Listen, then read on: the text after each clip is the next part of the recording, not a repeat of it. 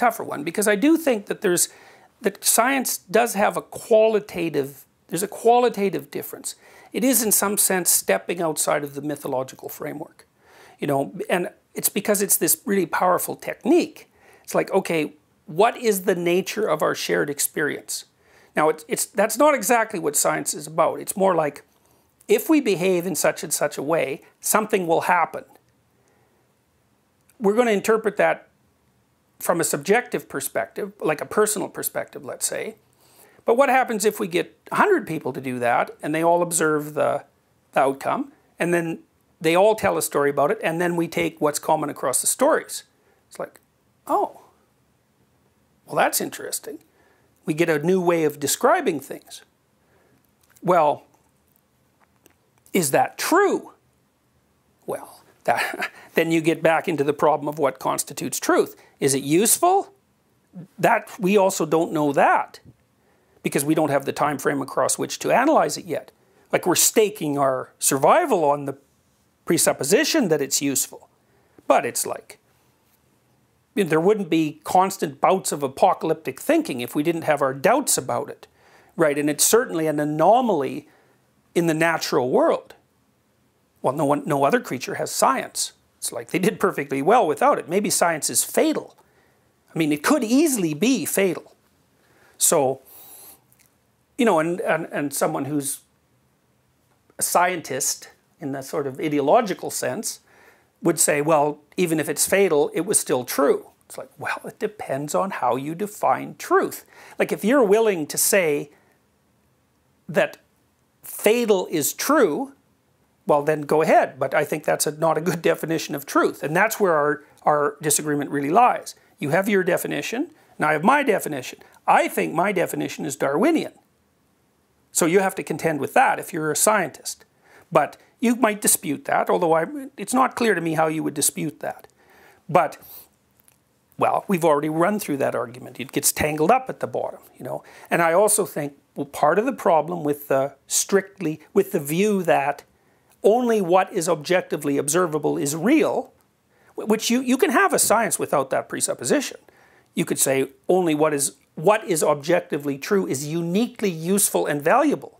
But it's, you know, it's part of a bunch of things that are uniquely useful and valuable. But let's not discount it. It's also dangerous, so we got to keep an eye on it, you know.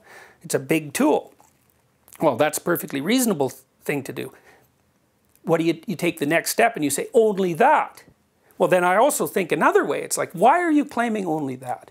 You say, well, it's because I'm pursuing truth. And I think, oh, you're sure about that, are you? You actually think that, like, you're sure that you're on this pristine path. And all those other people who aren't, they're deluded or there's something wrong with them. But you're on this pristine path. You're so sure of that. I don't think you know anything about yourself if you think that.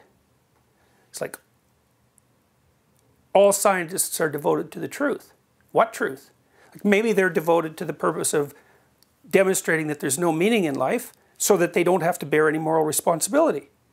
It's like, why not that? Oh, well, we wouldn't think that. It's like, well, I'm a psychoanalyst. I might think that. Because whenever anybody says to me, I believe X, I think, what does it allow you not to believe? I'm for X. What are you against? Well, I've thought about this a lot. It's like, oh, it's a catastrophe that the war between science and religion blows our capacity to believe in transcendent meaning. It demolishes our ability to believe in transcendent meaning. Isn't that a catastrophe? Sort of the Nietzschean viewpoint. It's like, I don't know if it's a catastrophe. Because then I think, all right, well, under what conditions would you be motivated to accept that catastrophe? Well, you could say your life is meaningful, but meaning comes at a price. The price is basically moral. And part of that moral price is truth and responsibility. You have to bear that. Okay, it's like, yeah, you get meaning, but now you've got some work to do. You don't get to regard your actions as trivial. You don't get to rationalize your errors of speech as casual and forgivable. None of that. You get the whole burden that goes with meaning. Or you can say, well, nothing's meaningful. Well, Dostoevsky figured this out a long time ago. If there's no God, if there's no moral values, everything is permitted. It's like, okay, maybe that's what you want. Maybe your whole argument, even though you don't know it, maybe that whole argument, of which you're only a part of, is actually predicated on the desire to demolish the necessity for truth and responsibility. It's like, well, you could say no. It's like, okay, but, you know, it's not like science has always been put to purposes that we would regard as ethical. And then you also have to ask, well, what allows us to ask the question of whether or not science is put to ethical purposes? What's the framework for evaluation? Well, it's not scientific. Well, does it exist? Solzhenitsyn said something interesting about the Nuremberg judgment, because he thought of that as like a pinnacle event in the 20th century. And I can understand this, because, like, you know, there's this Cartesian, one of the things Descartes did, hypothetically, was to try to doubt everything till he found something he couldn't doubt. And what he couldn't doubt was the fact that he thinks. Now that's a translation, so I don't really know if he meant I think. Whatever. He had this process of radical doubt. Well, I did that too before I wrote Maps of Meaning, except I didn't know that Descartes had done it. I was trying to think, what do I actually believe? What's unassailably true for me? And I thought, pain. Pain's true. It's really hard. You can't argue yourself out of pain. It's like, when it happens, it's real.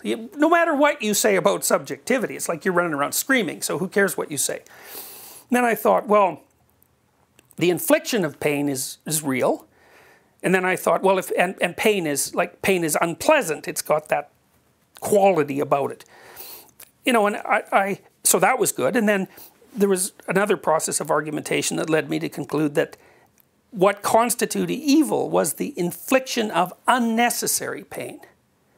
And for me, like, so not only, like, if I'm really evil, I'm going to inflict pain in a way that not only damages whoever I'm inflicting, it also damages me, and that's fine. It's like the shootings in the high schools. It's like, why don't they just shoot themselves to begin with? Why go to all the trouble? Well, try answering that. You should read some of the writings of the Columbine killers, man. They'll make the hair on the back of your neck stand up. You know, you cannot believe what those kids wrote. It's uncanny what they were thinking, truly. So, well, they're motivated by something. Well, what? Well, it's something satanic from an archetypal perspective. You know, so for me, what ended up at the bottom of reality was it's wrong to inflict unnecessary pain. So pain even that doesn't serve your own purposes even. That's the Nuremberg judgment, fundamentally. It's like, there are things that are wrong. Okay, are you going to accept that or not? Well, if you accept that, there's a place you go. And if you don't accept that, there's another place you go. And we already saw what happened when people go to that place. And so you can say, well, that's irrelevant. Okay, fine. You pay the price for your belief. So will other people. So so that's why Solzhenitsyn is at least in part an admirer of the Nuremberg judgment. It's like, there are things that are archetypally evil. You don't get to escape from them because of culture. You don't get to escape from them because of the particulars of the situation. Well, you can make a strong case that that's victor talk and revenge. Fair enough, but when I wandered through the Holocaust literature and the literature on the Japanese invasion of China and the literature on the Stalinist camps, that was sufficiently convincing for me. It's like, no, not there. That's not the right place to go. Is that a scientific judgment? No.